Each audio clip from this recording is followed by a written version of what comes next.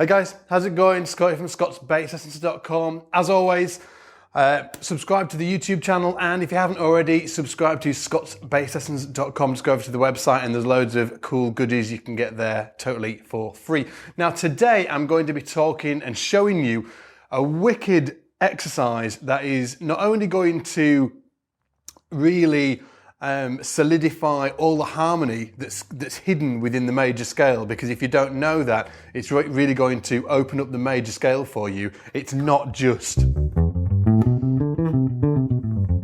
there's so much more to it in there that you can pull out, and it's really juicy stuff. And also the exercise that I'm going to show you is, it's going to really put the pressure cooker on the picking hand, because we're going to be doing a lot of string crossing, which I think is technically one of the hardest things to do on bass. It's okay going between two strings, but what about when you're crossing over strings, which is why playing arpeggios at speed can be difficult, because you're crossing three strings. So it's really going to bring elements of that into play as well. So the exercise itself, you heard it at the start of this video, is pretty simple, and it sounds kind of like a piano exercise. All it's doing is playing the individual arpeggios that are within a major scale. So let's take the C major scale, right? So with the C major scale, we've got 7 notes: do, re, mi, fa, sol, la, ti, and then the octave. So 1, 2, 3, 4, 5, 6, 7. And then the octave, okay? Now from each of those notes within the major scale, within any major scale, there is a chord built from it, okay? So I'll just say that again, from each note within the major scale, there's a chord built from it, okay? So if we look at the C major scale, we've got C major is the first chord. The second chord is D minor. Next, E minor, F major 7, G dominant 7, A minor, B minor 7 flat 5, and then back to the octave, okay? So that's just building the chords of each note within the major scale. And the sequence always stays the same, right? It's always major, minor, minor, major, dominant, minor, minor 7 flat 5, and then major. That sequence always stayed the same, so it's really, really worth memorizing that, okay? So major, minor, minor, major, dominant, minor, minor 7 flat 5, major, okay? Make sure you write that down and memorize it. Look at it every morning, every night before you go to bed. It needs to be ingrained in you, okay? So once you understand that, instead of playing these as chords, what we're going to do is play the arpeggios. Now, an arpeggio is just a chord played one note at a time. So instead of playing the C major chord, we're going to play the C major arpeggio. Okay, now the next chord within the C major scale, built from the second note of the C major scale, is a D minor, but instead of playing the chord, we're going to play the arpeggio. So, and then we're going to just do that throughout the actual scale. So I'm going to talk you through the arpeggios here in this position. That's the word I'm looking for. Okay, so first of all, we've got C major arpeggio. And then the next note of the C major scale is D, so it's a D minor arpeggio. The next note is an E minor arpeggio. The next note is an F major arpeggio. The next chord is a G dominant 7 arpeggio. The next one is A minor arpeggio. The next one is a B minor 7 flat 5. Okay, that's a little tricky, that one. And then it's back down to the C major 7.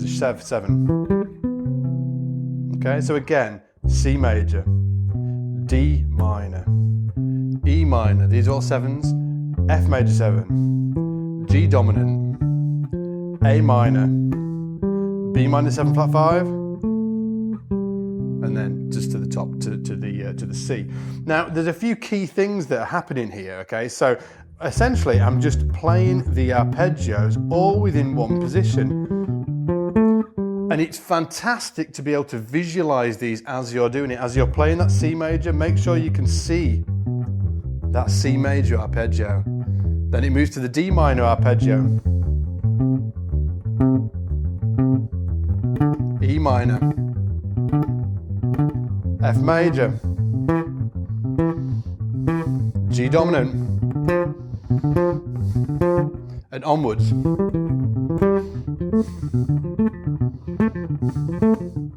Okay, make sure you can visualize those arpeggios when you're playing them, because it's really key that you start visualizing the harmony on the fingerboard.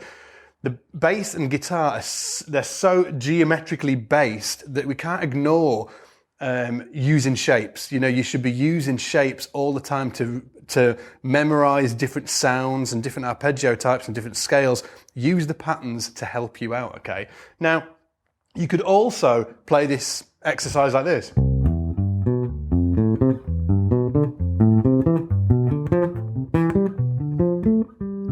But what I want to do with this exercise is really concentrate on doing it all within one area of the neck, which is here, okay?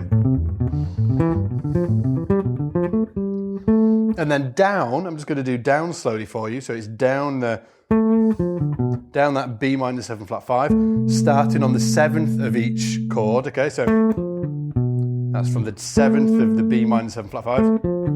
Then down the A minor. Okay, so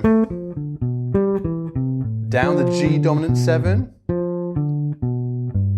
Down the F major 7. Remember, we're not going from the F. We're starting each phrase on the 7th when we're descending. So E minor, D minor, C major.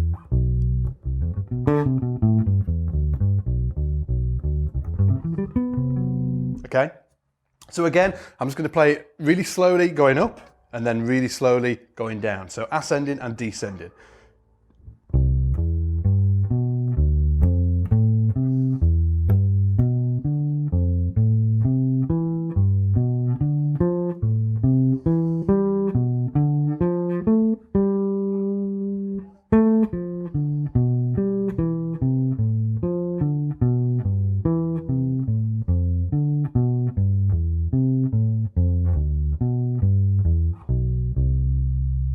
Even slower. And it's worth doing it slowly because this is going to be a really tough exercise for your technique. You need to be taking into consideration not only the fingering on your fretted hand, but also, and this is one of the most important things, what you're doing with your plucking hand as well. Plicking hand. I'm sticking with that plicking thing today. Maybe I'm just going to call it plicking for the rest of my life, okay? So you really want to be concentrating on what is going on with this hand, because one thing I see students falling down on over and over and over again is when they try and play something technical, a technically hard line, is that every time they play it, it changes. Their fingering changes on their plicking hand. It changes. Okay, so let me tell you, every time I play this,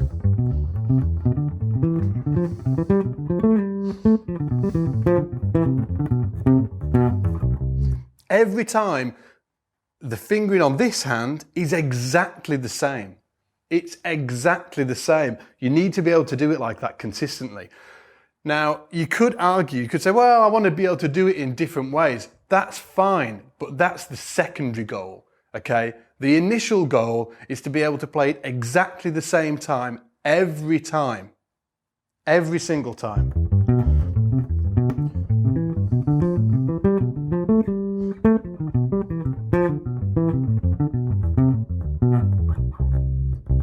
All the same.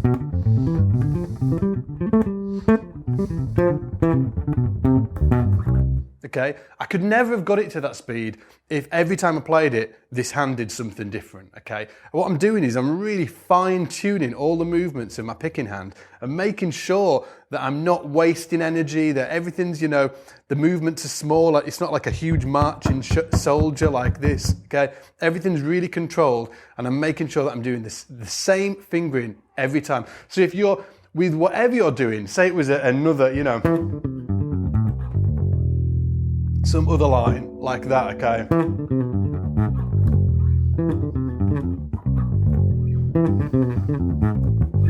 Can you play something, you know, that you're struggling with? Check it out Are you using the same fingering on your picking hand every time? Because if you're not, that is where the problem may lie for you. You know, that's maybe why you can't get up to speed. It's maybe why it sounds messy when you do that, you know, when you're doing it. So make sure that even though it's, you know, we want to be able to play things with different fingerings on this hand, that is a secondary goal. The initial goal is to be able to do it with the same fingering over and over and over and over again without even thinking about it. It just needs to be programmed into your brain. Your brain needs to be sending out those signals completely automatically so you don't have to think about it. And then you can really start ramping up the speed. So with something like this, really, you know, start slow and make sure that those movements are all the same with the picking hand. Now, another cool thing that you can do, as I've been doing, is saying the arpeggios as you're playing them. And I should say, just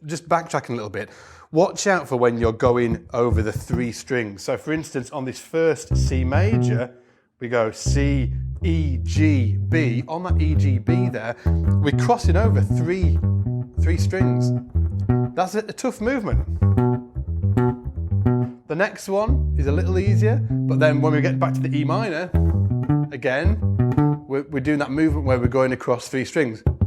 1, 2, 3, 1, 2, 3, 1, 2, 3, 1, 2, 3, 1, 2, 3. So you really need to, you know, concentrate on getting that perfect and making sure that your muting as well is bang on so you've not got any rumbles happening underneath. This exercise is fantastic, not only from a harmony perspective, teaching you all the arpeggios within a major scale, but it's also fantastic for your technique as well.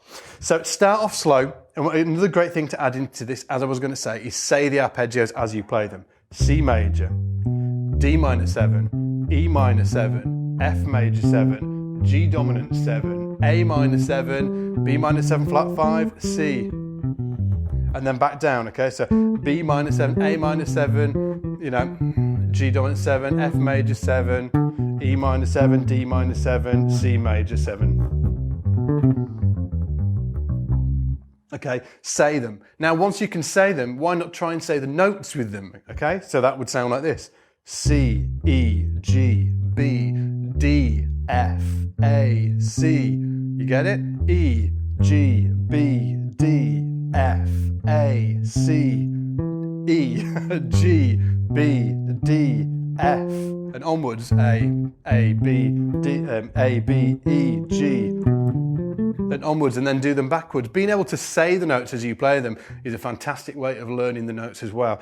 And just to kind of sort of like bookend this lesson with a little bit more information for you, this is really fantastic for soloing as well. Knowing these arpeggios means that you can use all of these arpeggios over that C major. So if you've got a static C major chord, somebody plays a C major, you can play all of these arpeggios work over that C major, that C major tonality, and you can weave in and out of them. So you could come up with lines like, well, what I really like to do is weave in and out of them and join them together using chromatic notes. So I could do a line such as,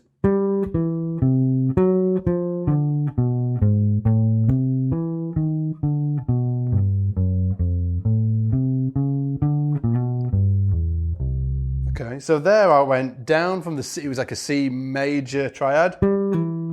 So, and then I put a little chromatic note in before moving to the 7 of the G7, and then a little chromatic note moving up to the A minor, then moving to the E minor with a chromatic note, and then another chromatic note moving to the F major 7, chromatic moving up to the E minor again, and then down the C major. And that will give you a line like,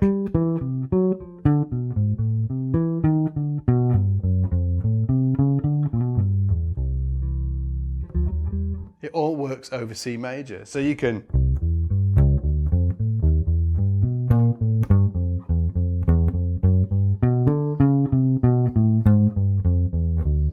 I'm just using just using those arpeggios, playing 3 notes and then using a chromatic note moving to the next one. Again. Trying to remember what I played. There we go.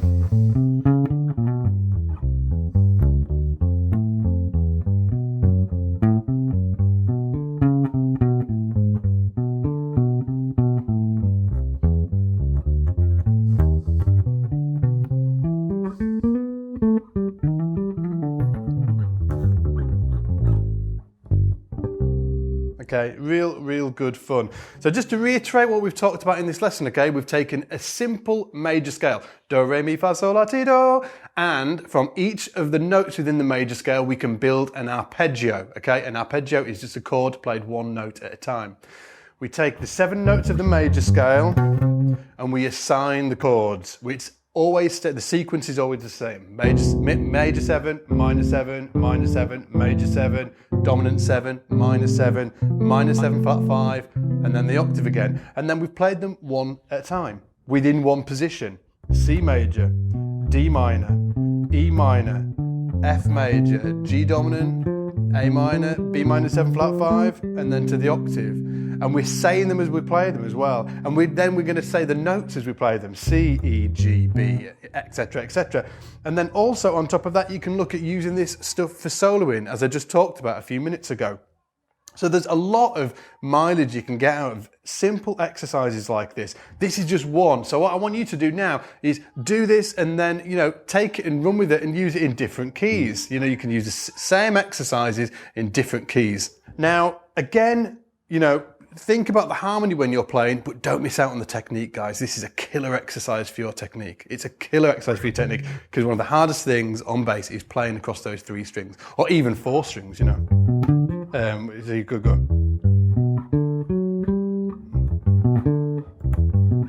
So that's 1, 2, 3, 4. Across 4 strings there. But crossing strings is something that you should be practicing all the time because it's a real stinker. Anyway, guys, hopefully you've enjoyed this lesson. Again, if you haven't been over to scottsbasslessons.com, go there. There's loads of free stuff for you to get. And if you haven't checked out the Academy over at Scott's Bass Lessons yet, do it. You can get a 14-day free trial. It is an absolute rocking place, the best online bass educational platform in the world. We've got step-by-step courses, we've got live seminars from some of the best bass educators in the world, the full 9 yards, and it's just lots of fun. So hopefully I'll see you over there. As always, take it easy, and I'll see you in the shed.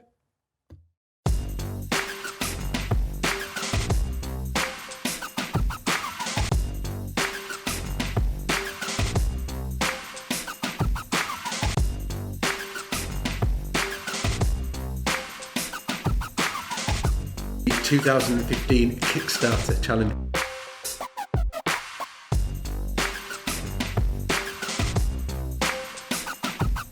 Hey everybody. Hey. Hey everybody. Hi everybody. Hello all. Hello.